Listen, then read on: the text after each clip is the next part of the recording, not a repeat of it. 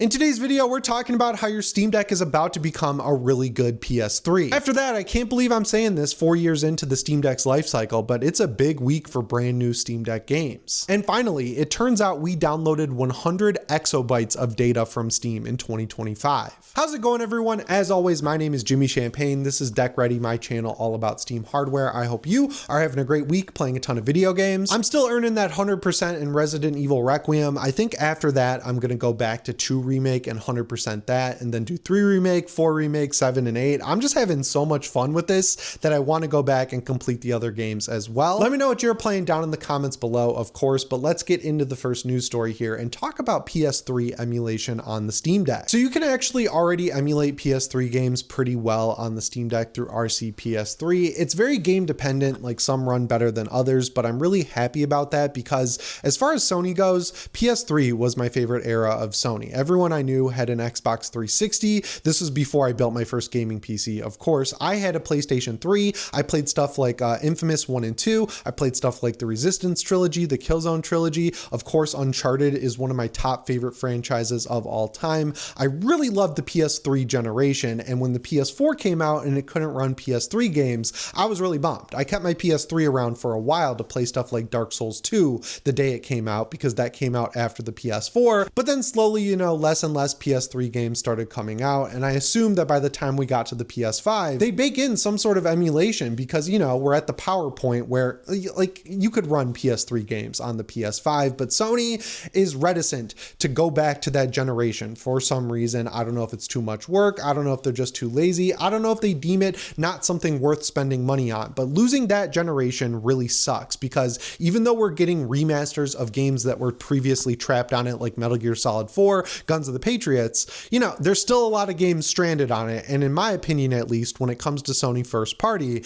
they were really cooking during the PS3 era. And then we got a plateau in the PS4 generation with some blips upward. And then the PS5 generation, it's just been weird overall in terms of first party. A lot of split generation games, a lot of sequels that don't really innovate. They feel a little lost when it comes to first party. So the PS3 is awesome. I wish Sony would support it more, but in the meantime, having RC PS3 rules because it keeps that amazing generation of games alive. And it turns out that the developers of RC PS3 are noticing how many Steam Deck players are using it because they've basically come out and said, yeah, in the foreseeable future, we are going to focus on handheld optimized updates with a focus on Steam Deck, of course, because when it comes to all the handhelds out there, the Steam Deck has the largest and most dedicated audience. So I think that's really cool. And they're also accepting feedback. So if you're someone who uses RC PS3 a lot on your Steam Deck and you've got some features you want, or you have ideas for how it could be better, you should let them know. I've seen some people saying things like, performance presets being all figured out once you add the game. The emulator app can scan your hardware, scan the game, see what you want to play, and adjust the settings of the emulator accordingly. Of course, that would be really cool. Also, mapping the controls like EmuDeck does for all of its emulators would be excellent, having all the controls mapped right out of the gate. Maybe having a toggle in place for when you install a game, if there is a mod out there to reactivate the multiplayer,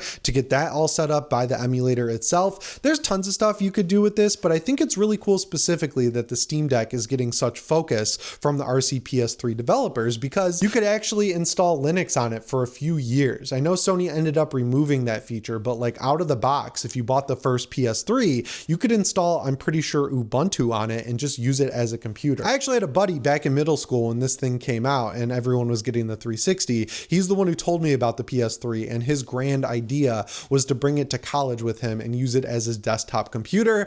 I don't know if he ever did it because we kind of stopped hanging out, but I always thought that was really cool. And then of course Sony removed it, and then there was a huge class action lawsuit and everything. So there is a link there, even though it's a little tenuous between the Steam Deck and the PS3. It's just really cool seeing that not only does it work pretty well as is, but it's going to get direct support in the future. So yeah, your Steam Deck is about to become an awesome PS3, even more awesome than it already is. But if old games aren't your style, this second news story is going to be really interesting to you because for the first time in a while, 2 brand new games that are coming out this week look and run really well on the Steam Deck. Well, one of them runs great, one of them runs decent, but the point is they're both playable and would be okay to play on the Steam Deck. Like, you don't have to do what I suggested with Resident Evil Requiem and do the first playthrough on a main PC or PS5 and then save the Steam Deck for a second playthrough. You can play these out of the box and only on the Steam Deck and you'll get a good experience. The first game is Monster Monster Hunter Stories 3, which is a game I'm very excited for.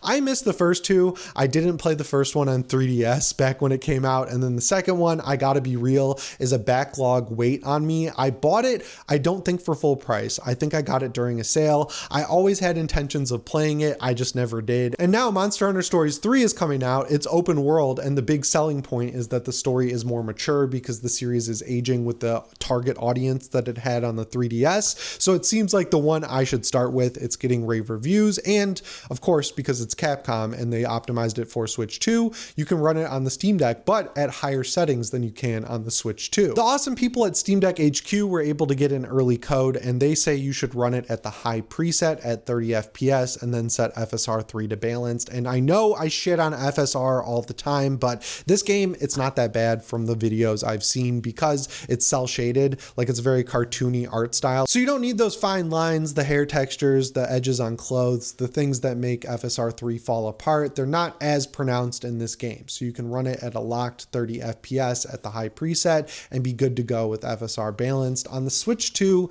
it looks like a mix of medium and low settings. You can play it in performance mode, I'm pretty sure, but like most of the performance modes on Switch 2 and PS5, it's nowhere near a locked 60 FPS. It fluctuates all over the place, and people are basically demanding cap frame rate mode. So you can get a little bit of a graphics bump in this game compared to the Switch 2, which is cool. I think you'd be fine on either platform, but I like when they're basically equivalent and one doesn't run dramatically worse or better on either. Seems like the situation we're getting here. The biggest reason I'm interested in this game is because I'm kind of a lapsed Pokemon fan. Like, I played every Pokemon the day it came out, except for Scarlet and Violet. I waited until I could get that game in a buy two get one free sale on Amazon, and I waited for the Switch 2 because I saw how it performed and I was like, I'm not playing it. I waited that long. I started it up. It's just too baby mode for me. The tutorialization of this game slows it down. It takes 6 hours to really just let you play the game, so I fell off. The new one, Winds and Waves, looks pretty cool, but until then,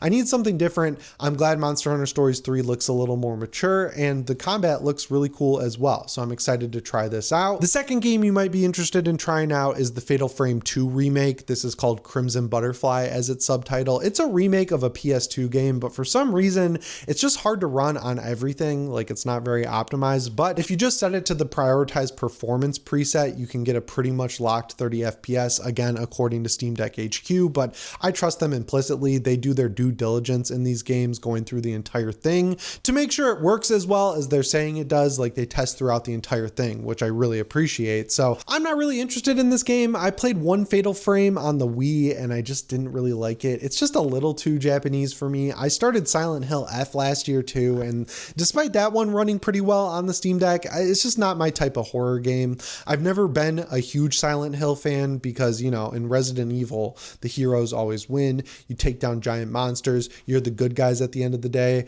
Whereas Silent Hill, especially Silent Hill 2, it's not even debatable whether or not you're the bad guy. You are the bad guy in Silent Hill 2. And I just play games to be happy and have enjoyment. I like horror in my games to be like the monsters and the world and everything. I don't need it to be an existential dread fest, which is what Silent Hill is. Fatal Frame isn't as oppressive as Silent Hill 2, but it's just a little too dark for me right now, especially after Resident Evil Requiem, but I know it's a popular franchise, so I figured I'd let you know that it runs decently on the Steam Deck. I know the RAM crisis sucks, but it is really working out well for us because developers are basically being forced to optimize their games. Like, at the very least, they could bank on releasing an unfinished game and then crossing their fingers that when people upgrade their hardware over the next few years, they might go back and pick it up on sale or keep it in their backlog to play when they have better hardware. They can't rely on that anymore because it's not nearly as easy to get a much better performing PC as it was even 6 months ago. So that's really coming in clutch for us, and I hope this trend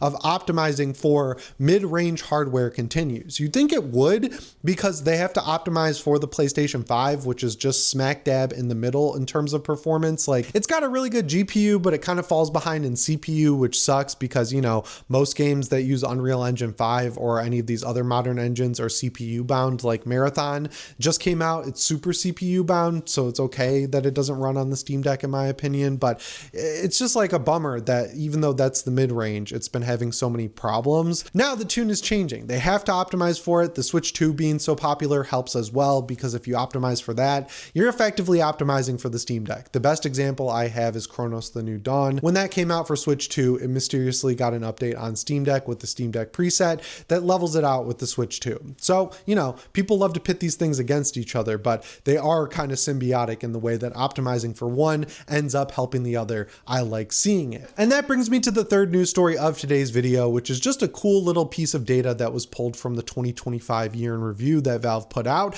You should definitely read the whole thing if you're interested in Steam, because they get into the nitty-gritty of how they look at things, and I just find it really interesting. But the thing I want to talk about today is the stat that in 2025, us Steam gamers, downloaded 100 exabytes of data from Steam's servers out in wherever they are. And breaking that down even more, it means that Steam users are downloading 274 petabytes of data a day from Valve. That is a lot of data. I'd imagine it's extremely expensive to keep those servers up and running, sending that data over the cloud. And it's just cool to see that people are rising in the PC space so fast. They also say that they've basically been averaging an increase of 3.4 million users on Steam per year. I wish they would break it down by where they're coming from in the globe, because I know Steam is rising really fast in China, but I want to see that more in the United States, because I see all these stats all the time that are like, gaming is falling off unless it's Roblox or Fortnite. It's an older person's hobby. And I even just had an experience where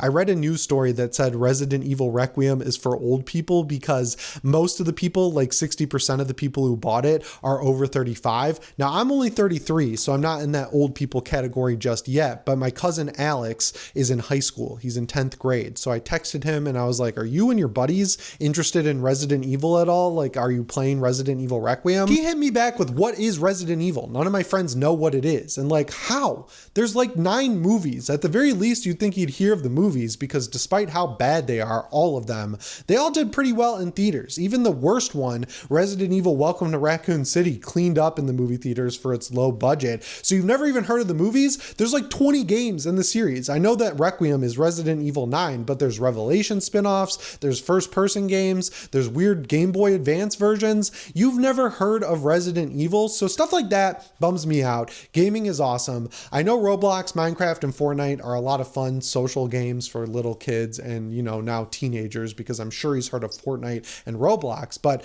there's just cooler stuff out there, and story games are fun. I will always beat the drum for story games. So it's nice to see that so much data is being downloaded on Steam, because you can't get Fortnite or Roblox on Steam. So if they're downloading that much data, if they're growing 3.4 million users year over year, the space is growing, while all the other ones, PS5, Switch, and Xbox, are basically plateauing. So it seems like we're headed in the right direction. As always, my name is Jimmy Champagne. I'll see you in the next one. Thanks for watching, and shape on.